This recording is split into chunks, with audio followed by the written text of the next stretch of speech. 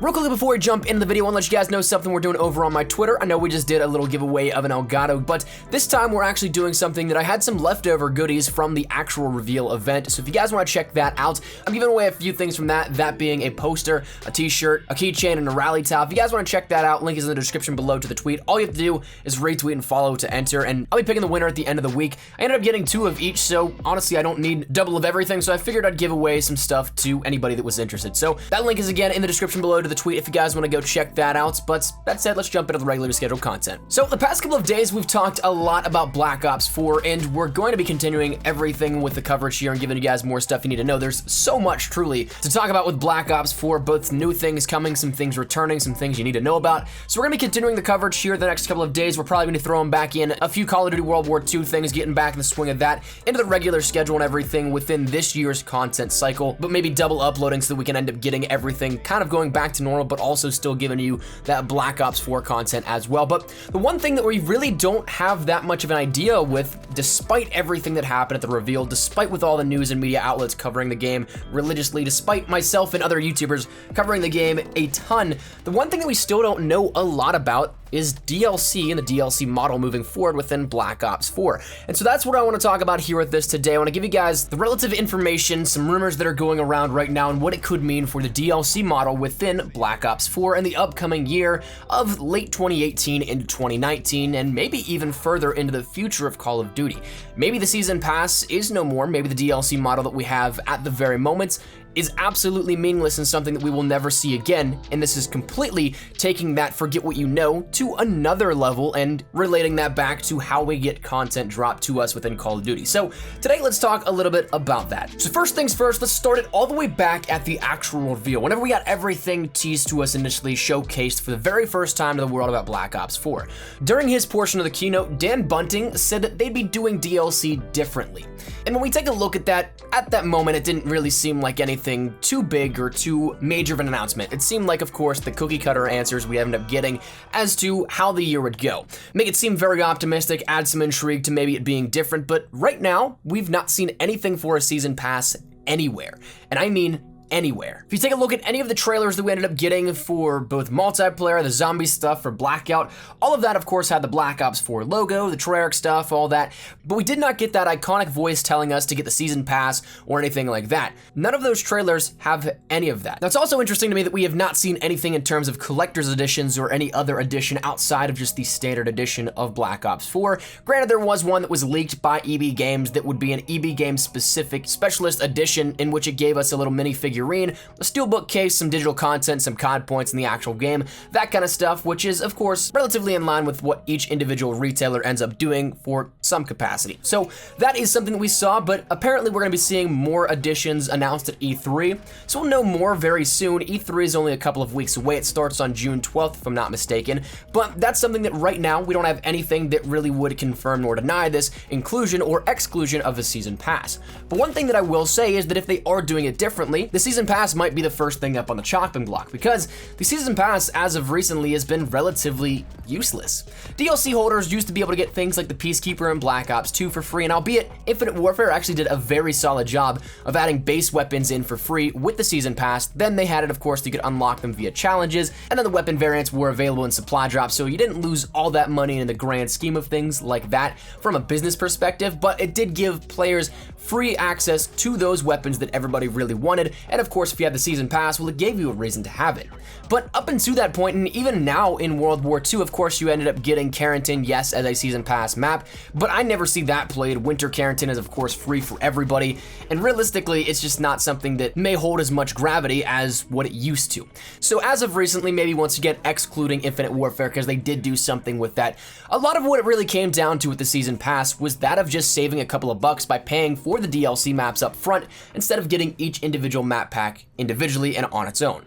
You ended up saving like $5 to $10, maybe 15, I forget the exact price point of it, but you end up saving a little bit of cash, but other than that, you really don't have that much an incentive to buy the season pass. So one of the rumors that I've heard is that the multiplayer side will kind of abandon this season pass system, but the season pass may still be there for the perspective of zombies and then blackout perhaps. But that's just a rumor that I've heard, but it's rather interesting because then multiplayer would end up getting drops for free, some content, whether that be weapons, maps, camos, whatever it is included with that. That'd be very cool to see, but then of course zombies will still get the inclusion of each zombies map coming out as pertaining to a sort of DLC model with 1, 2, 3, and 4, and then blackout, whoever knows how that would work, that could tie in as well. But the big thing with this comes down to what this may mean for shaping the DLC model as a whole. Now personally, I'm hoping that of course it only goes cosmetic. I am not necessarily the biggest fan of other things being a part of the DLC system, but what that would entail would be maps for free, and one thing that I really think that they could model it after and then include a newer portion as well as sort of updated model to this stems all the way back to Modern Warfare 3's Elite system. Now if you guys remember that, we talked about that quite a bit here up on the channel as of the Modern Warfare 3, what that's like in 2018 video, but if you guys missed that, and if you guys may not have even been around in Modern Warfare 3, Elite was a way that players could either sign up and actually become a member, or just by playing the game, you could be a part of it, you just would not get as much as a result out of it. But essentially, it was something that dropped content every single month, and again, in varied ranges, depending on if you were a subscribed member or you were somebody that was actually just included in the game itself. But they would drop maps every single month and Spec Ops missions as well for Modern Warfare 3. Firstly on Xbox, that's who had the licensing deal at the time, and then PlayStation 3 and PC a month later. So again, you still had that sort of exclusivity thing, but you also did not see any real sort of being left out of, because everybody was still getting content every single month. And in terms of talking about exclusivity, that's something that we actually don't know of who has that officially. Yes, it is something that throughout the keynote there was mentioned partners with PlayStation for ages, but we again have never seen anything yet in any of the trailers or any of the official marketing that says get it 30 days first on PlayStation 4. So while that's something that may actually happen, that partnership, the exclusivity might not be a thing, so that maybe even may point to a return to this sort of style of model where players end up seeing first releases on PlayStation, but players also get things the same time, just a little bit behind schedule with Xbox One and PC. But perhaps one of the biggest things that Call of Duty can end up doing is by simply making things cosmetic only and available via purchase. Now, this may sound asinine considering the fact that we've seen supply drops every single year since Advanced Warfare, and increasingly with more stuff in them and a more emphasis on heavily buying those, and while again adding more so to the reasonings as to why it might seem crazy, is that Black Ops 3 alone made over $1 billion in microtransactions just from supply drops. So that kind of thing is one of those things that's kind of crazy to think about, and of course maybe this is completely off the mark, but there is something that as of recently is giving a ton of pressure to the entire gaming industry as a whole, not just Call of Duty. And again, this might sound cliche and not a lot of people may like this direct comparison, but Fortnite is something that does DLC insanely well and makes a ludicrous amount of money off of it. You put exactly what players want to see right there in front of them and put it behind an actual price, not something you have to theoretically gamble for. Now that's something that I think Call of Duty, and of course a ton of different things in the gaming industry, can adopt quite easily and still make a ton of money off of it. And again, forgive me, I know a lot of people may not be too big of fans of Fortnite, but the one thing that was announced today is that Epic Games is putting $100 million into competitive play just from their own money into funding tournaments, into funding different things for competitive Fortnite. So that's something that all that money comes directly from skin sales, comes directly from cosmetics that aren't behind a sort of paywall in the sense of gambling, but are just there that you can look at and be like, that's pretty cool, I'm gonna buy it. So that just shows the power of cosmetic only microtransactions in games where you don't have to put weapons behind supply drops, where you don't have to put weapon variants behind supply drops, you don't have to do any of that kind of stuff that really restricts the amounts of play that players can end up having, and it will still make you a ton of money. So to me, honestly, I think that you'd end up doing a lot of things like weapon camos. You're gonna end up doing things like exclusive or rare camos for like a 2-hour time window. You're gonna end up doing bundles of things where you can get a couple more for a little bit less, all that kind of stuff. You could do so much stuff in terms of the different limited time deals you already have in the quartermaster sections of each of the titles, but just do it so you don't have to gamble for them. So realistically, will it come down to this sort of exact model? Probably not. Your guess is honestly as good as mine, but that's something that I'm hoping that we end up seeing, and we are offered a little bit more of room come to theorize about this and to think about it because we've yet to see anything in terms of a true season pass for Call of Duty. And of course, Dan Bunting saying that they're going to be doing things differently, that should be hopefully a good indicator as to this tradition of how DLC has been done for so long.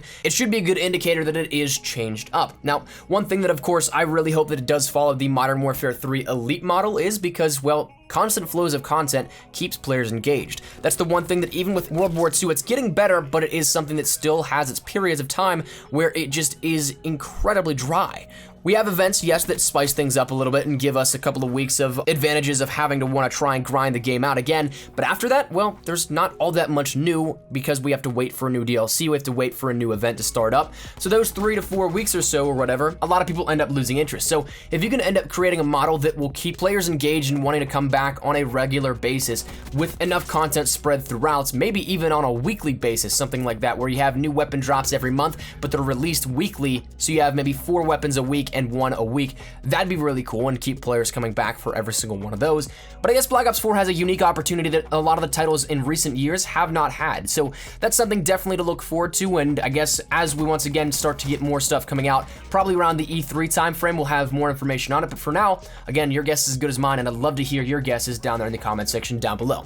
So that said, hopefully you guys enjoyed, hopefully you found this insightful. Let me know your thoughts down there in the comment section down below. Is there anything in particular you're looking forward to in relation to how the season pass or content will be dropped within Black Ops 4 post-launch?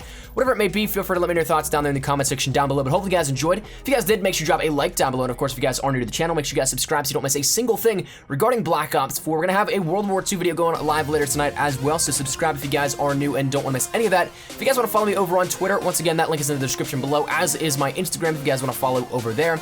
But all that said and out of the way, thank you guys all so much for watching. Hopefully you guys are having a fantastic day. Mine has been Espresso. Take care and peace.